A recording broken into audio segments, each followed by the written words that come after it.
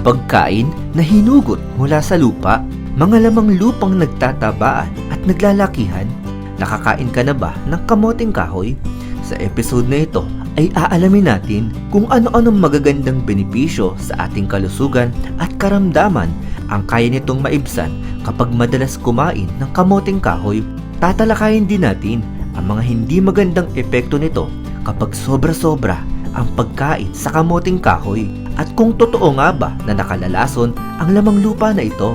Kaya bago tayo magpatuloy ay pakipindot mo muna ang bell icon at subscribe button para palagi kang updated sa mga bago kong upload na video. Pichi-pichi, cassava cake at suman na gawa sa kamoting kahoy, nakatikim ka na ba nito? Hindi kumpleto ang kakaning Pinoy kung walang kamoting kahoy. Paborito rin itong kainin sa mga probinsya dahil ang kamoting kahoy ay isa sa staple food o main food na pwedeng alternatibo sa kanin. Sa katunayan, ang kamoting kahoy o cassava ay ang ikatlong pinakamahalagang pinagkukunan ng carbohydrates sa buong mundo, nakahanay ng bigas at mais. Kadalasan nagkakalaman ang kamoting kahoy makalipas ang 6 o 12 buwan matapos itong itanim. At alam mo ba na ang isang tasa o 200 gramo ng lutong kamoting kahoy ay nagtataglay ng 44.5 grams ng carbohydrates, 3.7 grams ng fiber, 42.4 mg ng vitamin C, 33 mg ng calcium, 558 mg ng potassium, at 43 mg ng magnesium. Number 10. Nakakatulong sa paggaling ng sugat at pagkukumpuni ng body tissue. Mainam ito na mapabilis ang paghilom ng iyong sugat sapagkat ang vitamin C na taglay ng kamoting kahoy ay tumutulong sa produksyon ng collagen na isang mahalagang protina sa balat, ligaments at ugat. Mahalaga ito na mas mapabilis na pagalingin ang ating sugat at tissue repair at mapanatili ang elastic at firm na balat. Number 9, may tulong para makaiwas sa ilang uri ng kanser. Ang kamoting kahoy ay mayaman sa vitamin C, flavonoids at carotenoids na mga sangkap na nagtataglay ng antioxidant properties. Nakatutulong ito upang labanan ang free radicals at nakapagpapalakas ng immune system. Sa ganitong paraan, maaari itong makatulong sa pag-iwas sa ilang uri ng kanser gaya ng kanser sa dibdib at maging kanser sa bituka. Number 8, nakakatulong sa mga taong may gluten intolerance. Nakakaranas ka ba ng pananakit ng tiyan at pagiging malilimutin matapos kumain ng trigo at barley? Baka sintomas na iyan ng gluten intolerance.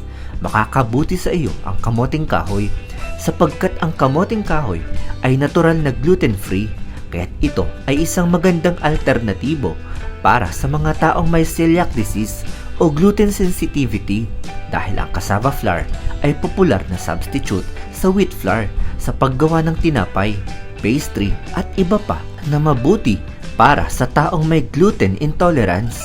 Number 7, nagpapaganda sa kalusugan ng balat, kuko at buhok. Mayaman din sa vitamin C ang kamoting kahoy na isang uri ng sustansyang tumutulong sa pagpaparami at pagsipsip ng collagen sa katawan. Tinutulungan nito ang katawan natin sapagkat ang collagen ay mahalaga upang mapanatili ang elasticity ng balat at mayroong potensyal na maiwasan ang grabeng paglalagas ng buhok at nakakatulong din ito upang hindi maging marupok ang mga kuko. Number 6, nakapagpapaganda ng mood. Madalas ka bang magalit at mabilis uminit ang iyong ulo? Makakatulong sa iyo ang pagkain ng kamoting kahoy dahil ito ay may resistant starch na tumutulong sa pagdami ng good bacteria sa ating tiyan. Dahil dito, napapabuti ang produksyon ng serotonin na isang mahalagang kemikal na responsable sa mas maayos na mood, tulog at pakiramdam. Kapag mas malusog ang tiyan, mas magaan din ang pakiramdam ng isip at katawan sapagkat mahigit 90% ng serotonin ng katawan ay ginagawa sa bituka. Kaya mahalaga ang kalusugan ng ating digestive system sa mental health. Number 5, nakakatulong sa kalusugan ng mga buto.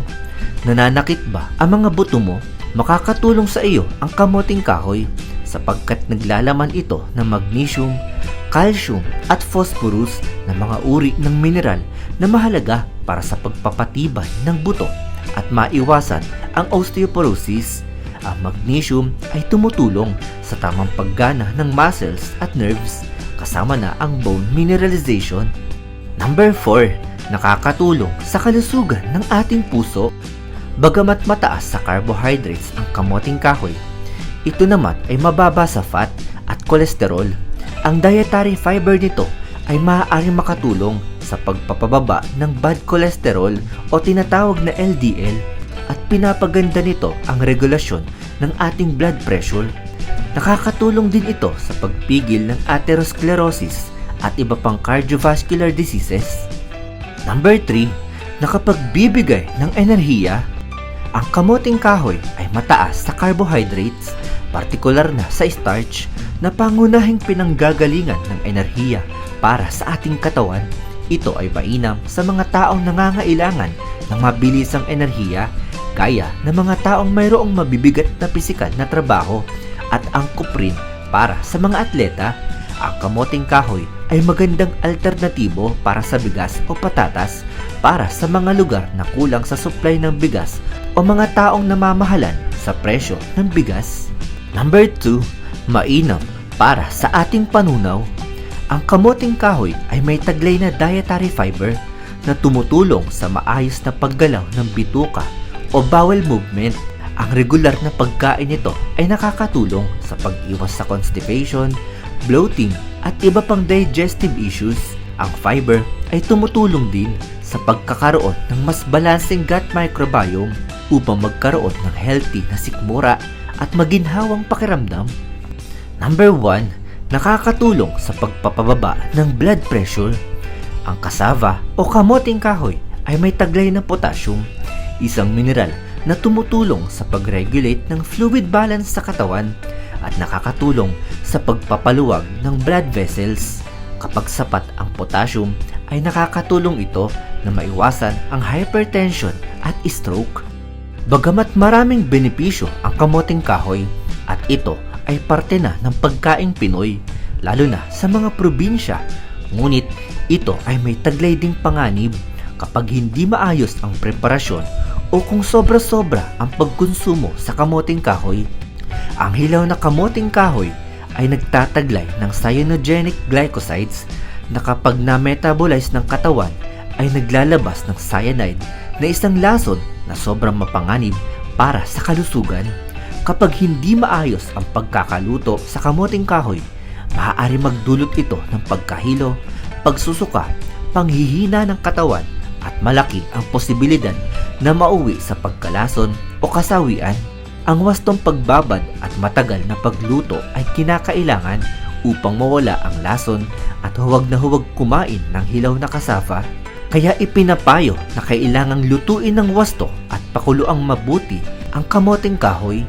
Ang sobra-sobrang pagkain naman ng kamoting kahoy ay maaari rin magdulot ng nutrient imbalance dahil ito ay mataas sa carbohydrates pero mababa naman sa protina. Ang kamoting kahoy ay bawal na bawal din kainin ng mga buntis, bawal din sa mga nagbe-breastfeed na ina dahil sensitibo ang mga sanggol sa cyanide. Bawal din ito sa mga taong sobrang bata dahil mas mataas ang panganib ng toxicity sa murang katawan. Pinagbabawalan rin ang pagkain ng kamoting kahoy ang mga taong mayroong problema sa thyroid dahil ang cassava o kamoting kahoy ay may taglay na goitrogens na maaari makaapekto sa thyroid function. Sa pangkalahatan, ang kamoting kahoy ay isang masustansyang pagkain mula sa lupa na puno ng enerhiya at bitamina na sobrang nakatutulong para sa ating katawan. Isa ito sa abot kayang alternatibo sa kanin, ngunit maaari itong makasama dahil sa may taglay itong natural na lason kapag hilaw o hindi maayos ang pagkakaluto. Kaya mahalagang ihanda ito ng tama at ang lahat ng mga nabanggit ay mula sa mga pagsasaliksik ng mga eksperto tungkol sa kamoting kahoy para sa mas ligtas at kung may susubukang pagkain, lalo na sa may mga iniindang kondisyon ugaliin na kumonsulta sa doktor o nutritionist upang mabigyan tayo ng tamang payo at upang mas maging ligtas ang ating kalusugan. Isang episode na naman ang natapos sa linggong ito. Hangad kong nabigyan kita ng mga ideyang makabuluhan. Kung ikaw ay may mga topic at katanungan na gusto mo mabigyan ng linaw, ay comment mo lamang yan at aking susubukang bigyang paliwanag ang iyong gusto maging paksa para sa susunod na episode ng Ideya PH. Kaya huwag kalimutang pindutin ang subscribe at pakipindot na rin ang bell icon para lagi kang updated sa mga bago kong upload na video.